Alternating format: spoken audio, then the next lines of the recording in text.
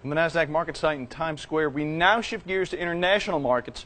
Across the board, most markets in Europe and Asia facing losses at this hour. And for more on the global trading day, as well as some catalyst stocks, we turn to Laura Board in the Deals London newsroom. She's got the latest. Laura?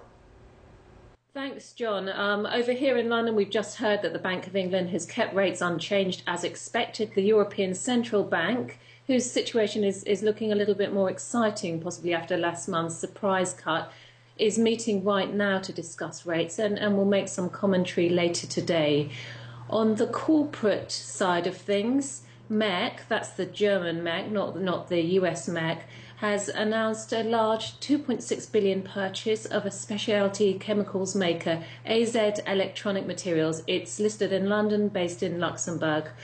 It's important to note that this isn't a humdrum commodity chemicals maker, but in fact a company which makes substances used for flat panels and for microchips, so very much in vogue and very much a growth area. The shares in both companies are up right now. In a sunnier part of the world, over in Sydney, we've had bad news from the national airline Qantas.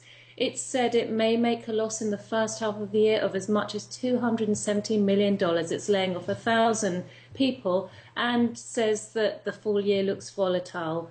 It's pinning its problems, as well as the old story of high fuel prices, on unfair competition. And specifically, it's aggrieved that the number 2 in the Australian airline sector, Virgin Australia, is receiving implicit state backing by Singapore, New Zealand and Abu Dhabi. Qantas, however, has a restriction on its ownership, meaning that 51% of the company has to be Australia-owned. It's lobbying the government hard for a lifting of that limitation and hopes to say more in due course. In the meantime, its stock fell more than 11% in Sydney today. Back to you, John. Thank you very much, Laura. That was Laura Board with the Deals newsroom in London.